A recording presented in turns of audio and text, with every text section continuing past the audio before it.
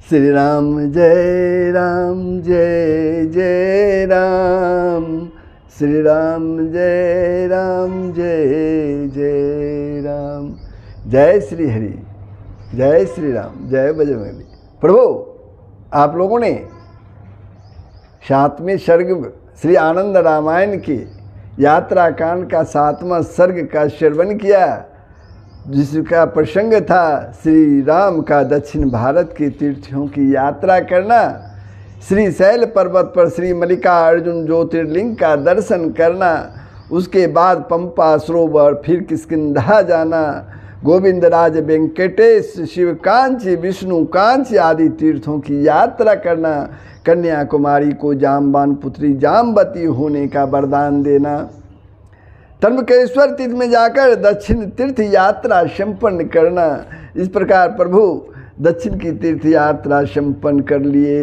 अब श्री आनंद रामायण के यात्रा कांड का 8वां सर्ग प्रारंभ हो रहा है, जिसमें आप श्रवण करेंगे श्री राम की पश्चिम भारत के तीर्थों की यात्रा, महर्षि अगस्त्य एवं मुनि सुतीक्ष्ण आदि के आश्रम में जाना, सोमनाथ ज्योतिर्लिंग का दर्शन, द्वारकापुरी में गमन, वहाँ से पुष्कर तीर्थ के लिए प्रस्थान। ये 8वां सर्ग में आप यात्रा कांड के 8वां सर्ग में श्रवण करेंगे। प्रभु, श्रवण करने के पहले आप लोगों से नम्र निवेदन है, यदि आप मेरे YouTube channel Sanatan Darshan with Dinesh को सब्सक्राइब नहीं किया है तो अवश्य कर देंगे, बेल आइकन को दबा देंगे, कमेंट करेंगे, शेयर करेंगे, लाइक करेंगे। मैं संपूर्ण रामचरितमानस YouTube के अपने चैनल पर अपलोड कर दिया हूँ और श्री आनंद रामायण का प्रसंग चल रहा है, ये प्रसंग श्रवण करेंगे। तो आगे के प्रसंग में प्रभु श्री राम के पश्चिम भारत के तीर्थों की यात्रा का वर्णन है, जिसका हम लोग श्रवण करने जा रहे हैं। तो प्रभु श्रवण करें। ये तो आप जान ही रहे हैं, ये जो कथा आगे बढ़ रही है श्री रामदास जी और उनके शिष्य श्री विष्णुदास जी के आपस में जो संवाद हो रहा है उसके आधार पर बढ़ रही है। तो विष्णुदास जी बोले, हे गुरु, किनसे? अपने गुरु श्री रामदास जी से बोले, मेरे मन में एक संदेह है, उसे मैं आपको बताता हूँ। हे स्वामिन, आप उसे दूर करने की कृपा करें, क्योंकि साधु जन स्वभाव से ही कृपालु होते हैं। मैंने सुना है कि यान पर आरूढ़ होकर तीर्थ यात्रा नहीं करनी चाहिए। फिर आपने बताया कि श्री राम ने पुष्पक विमान से तीर्थियों की यात्रा की, तो फिर इसमें क्या कारण है? इसमें क्या कारण है? इस प्रकार से मुझे संदेह हो रहा है, आप मेरे इस संदेह का निवारण करने की कृपा करें। तब श्री रामदास जी अपने शिष्य विष्णुदास जी से बोले, शास्त्र ने बताया है कि जिसके साथ छत्र तथा चंबर धारण किए हुए अनेक लोग यात्रा में चलते हों और वह किसी द्वीप का अधिपति हो, ऐसे राजा को पैदल यात्रा नहीं करनी चाहिए। किंतु मांडलिक राजा को पैदल यात्रा करनी चाहिए, जो समस्त भूमंडल का राजा हो, देवता हो, जिसका विवाह होना निश्चित हो गया हो। ऐसे वर को तथा किसी मठ के अधिपति को भी पैदल यात्रा नहीं करनी चाहिए। अतः श्री राम की विमान यात्रा के विषय में तुमको संदेह नहीं करना चाहिए। उन्हीं श्री रामचंद्र की आज्ञा से ही अन्य लोगों ने भी विमान में बैठकर तीर्थ यात्रा की। ईश्वर की चेष्टा को कौन जान सकता है? इस समय तुम श्री राम से संबंध एक प्राचीन आख्यान श्रवण करो। गुरु रामदास जी अपने शिष्य विष्णुदास जी से बोलते हैं, त्र्यंबकेश्वर तीर्थ से श्री राम देवी सीता के साथ, त्र्यंबकेश्वर तीर्थ से श्री राम देवी सीता के साथ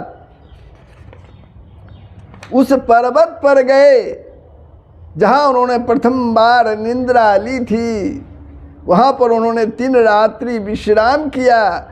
उसके बाद वे सप्त श्रृंगगिरी पर गए, वहाँ से महर्षि अगस्त्य जी के आश्रम पर गए। फिर मुनि सुतीक्ष्ण के आश्रम होते हुए वे चैलपुर नामक तीर्थ में पहुँचे। वहाँ उन्होंने घृष्णेश्वर को प्रणाम किया। उसके अनंतर शिव तीर्थ में अवगाहन करके वे रमणीय देवगिरी की शोभा का दर्शन करते हुए बिरजा क्षेत्र में आए।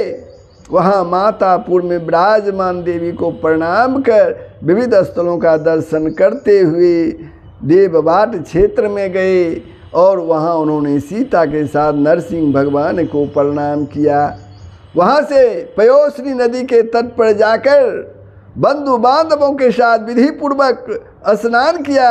उसके बाद तापी के उद्गम स्थल पर स्नान किया और फिर वे अपने नाम से प्रसिद्ध उत्तम रामगिरी पहुँचे। वहाँ रेवा नदी में स्नान करके उन्होंने भली भांति ओंकारेश्वर की पूजा की और पश्चिम दिशा में स्थित अनेक पवित्र तीर्थ स्थलों का दर्शन किया। तदंतर तापी तथा नर्मदा नदी के पवित्र संगम में स्नान करके और महानदी के जल में स्नान करने के बाद वे प्रभास क्षेत्र में गए। वहाँ पंच सरस्वती संगम में उन्होंने स्नान किया और वहाँ से सौराष्ट्र देश गए। वहाँ उन्होंने सोमनाथ ज्योतिर्लिंग का दर्शन किया। वहाँ से वे साबरमती नदी के तट पर पहुँचे। तदंतर अनेक पुण्य स्थलों का दर्शन करते हुए वे शंखोधार तीर्थ में गए। गोमती नदी में स्नान करने के बाद उन्होंने द्वारावती नगरी में प्रवेश किया। सातों मोक्षदायिनी पुरियों में अत्यंत प्रसिद्ध तथा मंगलकारिणी द्वारकापुरी का दर्शन करके वहाँ उन्होंने तीर्थ में की जाने वाली समस्त विधि संपादन किया और फिर विविध प्रकार के दान दिए। तदंतर सभी पुण्य स्थलों का दर्शन करते हुए रघुनंदन श्री राम पश्चिम देशवर्ती समस्त राजाओं द्वारा पूजित तथा सम्मानित होते हुए उनसे करभार ग्रहण कर और उन सभी को साथ लेकर वे आगे बढ़े। उन्होंने सरस्वती नदी के तटवर्ती पुण्य स्थलों का दर्शन किया और वे पुष्पक विमान में आरूढ़ हुए तथा सीता को मार्ग के विभिन्न दर्शनीय स्थलों को दिखाते हुए सभी राजाओं के साथ उन्होंने पुष्कर तीर्थ के लिए प्रस्थान किया। पुष्पक विमान में पहले से ही अयोध्या निवासी बैठे थे। उनके साथ ही पूर्व देश के तथा दक्षिण देश के जो राजा आरूढ़ हुए और जो पश्चिमी देशों के राजा थे वे सभी अपने सेनाओं तथा वाहनों के साथ श्री राम के द्वारा वस्त्र, अन्न और आभरण आदि के द्वारा अतिथि के समान पूजित और मानित हुए। वे विमान में बड़े ही आदरपूर्वक और सुखपूर्वक रहते थे। पुष्पक विमान में किसी भी व्यक्ति का पृथक भोजन नहीं बनता था। सभी श्री राम जी की भोजनशाला में ही भोजन करते थे। इसी कारण किसी को भी काष्ठ, तृण और जल आदि की कोई चिंता नहीं थी। श्री रामदास जी बोले, हे शिष्य विष्णु। उसी समय पुष्कर तीर्थ में निवास करने वाले लोगों को एक अत्यंत सुंदर, सुकोमल तथा कानों को प्रिय लगने वाली ध्वनि सुनाई पड़ी। वह ध्वनि गीत, मृदंग, पन्नव और विविध प्रकार के वाद्यों के बजने से हो रही थी। उसी समय घंटी यंत्र के चलने से मधुर ध्वनि हो रही थी। विविध प्रकार के यानों में लगी हुई घंटियों एवं घुंघरुओं के बजने से ध्वनि हो रही थी। पताकों के हिलने से फरफर की आवाज़ आ रही थी। उसी समय हाथी चिंगार रहे थे, घोड़े हिनहिना रहे थे, आयुध आपस में टकरा रहे थे, ऊंट बोल रहे थे, मोर कूकू ध्वनि कर रहे थे, बंदरगण विचित्र आवाज कर रहे थे, वीर योद्धा ललकार रहे थे, वेदों का घोष हो रहा था, छात्र पलायन कर रहे थे, नट नर्तक बंदी गण तथा मागध जन प्रभु श्री राम की स्तुति कर रहे थे। गौओं के दूहने से शब्द हो रहा था, दही को मथने का शब्द हो रहा था, छोटे छोटे शिशुओं के रुदन का शब्द हो रहा था, छोटे छोटे बालक जो झूले में झुलाए जा रहे थे उन्हें झूलने की श्रृंखलाओं से आवाज़ हो रही थी। भगवान भगवान नाम संकीर्तन की ध्वनि हो रही थी। राम सहस्रनाम, विष्णु सहस्रनाम था, विविध स्रोतों का पाठ परायण हो रहा था। नारियों द्वारा कूटने तथा पीसने के कार्य करने से उनके हाथों के कंकन बज रहे थे तथा अन्य भी अनेक कार्यों को करने में विविध प्रकार की ध्वनि उत्पन्न हो रही थी। इस प्रकार से पुष्कर में निवास करने वाले लोगों को उस समय अनेक प्रकार की मिश्रित ध्वनि सुनाई पड़ रही थी। उस समय रात्रि का अंतिम प्रहर चल रहा था।